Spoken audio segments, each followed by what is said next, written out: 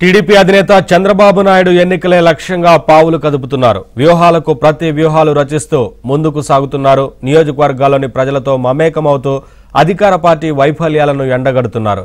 ఈ నేపథ్యంలో నేడు విజయనగరంలో చంద్రబాబు పర్యటించనున్నారు. బొబ్బిలిలో రా కదిలిరా కార్యక్రమంలో బహిరంగ సభను నిర్వహించనున్నారు.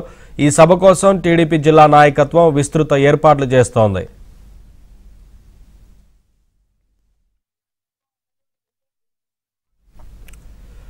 అప్డేట్స్ మా కరెస్పాండెంట్ శ్రీనివాస్ లైవ్ ద్వారా అందిస్తారు. శ్రీనివాస్, ఈ సభకు సంబంధించి ఎట్లాంటి ఏర్పాట్లు చేశారు? ఒకవైపు టీడీపీ కార్యకర్తలు కానీ నాయకులు కానీ ఏం చెప్తా ఉన్నారు? ఏంటి వివరాలు?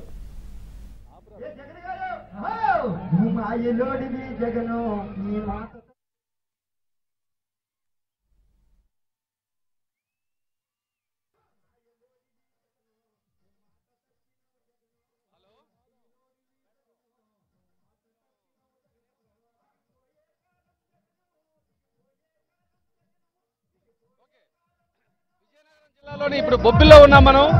రా తెలుగుదేశం పిలుస్తుంది రా అనేటటువంటి పిలుపుతో ఇక్కడ భారీ బహిరంగ సభను ఏర్పాటు చేశారు. ఈ సభకు ఇప్పటికే వేలాది మంది ప్రజలు ఇక్కడ చేరుకున్నారు. మనతో పాటు మాజీ మంత్రి కోండ్ర మురళీమోహన్ ఉన్నారు. సార్ చెప్పండి, రా కదలి రా అని పిలుపునిచ్చారు. వచ్చినటువంటి జనంకి ఈ సభ ద్వారా ఏం తెలియజేయబోతున్నారు? రా కదలి రా ఈ సభ ఆల్మోస్ట్ ఎలక్షన్స్ లో నిలబడడానికి, ప్రజలకి ఇప్పటి వరకు ఈ ప్రభుత్వం చేసిన అన్యాయం చెప్పడం కోసమే ఈ ప్రజలు అంటే ప్రజల్లో అవేర్నెస్ తేవడానికి రా కదలరా అనే ప్రోగ్రాము మా చంద్రబాబు నాయుడు గారు పెట్టడం జరుగుతుంది. ఈరోజు లక్షలాది మంది ప్రజలు రావడం జరుగుతుంది. ఈరోజు ఈ రాష్ట్రంలో జగన్మోహన్ రెడ్డి వచ్చిన ఈ 4 సంవత్సరాల 9 మాసాల్లో అంతా అన్యాయమే చేశాడు. ఆయన ఏ మాట ఇచ్చాడో ఆ మాట దేని మీద నిలబడలేదు. ఎలక్షన్ ముందు ఆయన వచ్చేటప్పుడు ఖచ్చితంగా ఈ రాష్ట్రానికి స్పెషల్ స్టేటస్ చేస్తానని చెప్పాడు. 25 మందిని గెలిపించండి అన్నాడు. 30 మంది ఎంపీలను ఇచ్చినా ఈ రోజు వరకు కూడా పార్లమెంట్ స్టాల్ చేయలేదు. ఈ రోజు వరకు కూడా ప్రధానమంత్రిని ఒక్కరోజు కూడా నిలదీయలేదు. అలాగే ఆయన ఇచ్చిన ఇవే కాదు, చాలా అన్ని విషయాల్లో ఫెయిల్ అయ్యాడు.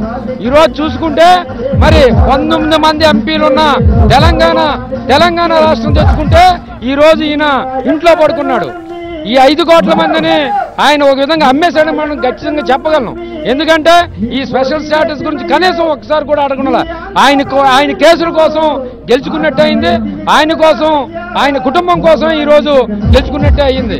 దళితులకు, బీసీలకు ఈ సభ నుండి ఏం చెప్తారు? ఈ సభ నుంచి దళితులకి ఇప్పటికే ఈ ప్రభుత్వం 27 పథకాలు తీసివేయడం జరిగింది. ముఖ్యంగా ఎస్సీలకు సంబంధించి ఎడ్యుకేషన్ టోటల్ గా మరి పేక తీసివేయడం జరిగింది. మరి ఏదైతే మరి పిల్లల కోసం బెస్ట్ అవైలబుల్ స్కూల్ ఉన్నదో దాన్ని 2 లక్షల మంది జీవితాలు నాశనం చేయడం జరిగింది. పీజీలు ఈరోజు చదవలేని పరిస్థితి జగన్మోహన్ రెడ్డి తీసుకురావడం జరిగింది. విదేశీ విద్య, అంబేద్కర్ విదేశీ విద్య ఈ రోజు లేదు. ఈ రోజు చూసుకుంటే మరి అంబేద్కర్ స్టడీ సర్కిల్ కూడా మూసివేయడం జరిగింది. అన్ని విధాల 27 పథకాలు వారి కాళ్ళ మీద వారు నిలబడడానికి కూడా ఈ రోజు ఎస్సీ కార్పొరేషన్ మూసివేయడం జరిగింది. బీసీ కార్పొరేషన్ మూసివేయడం జరిగింది. ఐటీడీఏకి ఒక్క రూపాయి కూడా ఫండ్ ఇవ్వడం లేదు. 100 పథకాలు ఈయన టోటల్గా మూసివేయడం జరిగింది. మేము వచ్చిన తర్వాత ఖచ్చితంగా ఈ 100 పథకాలను రివైవ్ చేస్తూ సూపర్ 6 ప్రజల్లో తీసుకెళ్ళడానికి మా నాయకుడు మరి ఈ సభ ద్వారా ఏదైతే మరి మహిళలు ఉన్నారో వారికి ఉచితంగా మరి బస్సు సౌకర్యం కానీ, 3 సిలిండర్లు కానీ, లేదా నెలకి 18 సంవత్సరాలు నిన్న ప్రతి మహిళకు కూడా 1500 రూపాయలు కానీ, అలాగే మరి 15,000 రూపాయలు ఎంతమంది పిల్లలు చదువుకున్న ఇంట్లో ఎంతమంది పిల్లలు ఉంటే అంతమందికి 15 రూపాయలు కానీ ఇలా మరి మహిళలకు ఇవ్వడం, అలాగే మరి రైతులకు 20,000 రూపాయలు సహాయం చేయడం కానీ, యువకులకి యువకుల ద్వారా 20 లక్షల మందికి ఈరోజు ఉద్యోగాలు ఇవ్వడానికి మరి అనౌన్స్ చేయడం కానీ. విజయనగరం పార్లమెంటు నియోజకవర్గాన్ని ఈ సభ ఏ విధంగా ప్రభావితం చేయబోతుంది?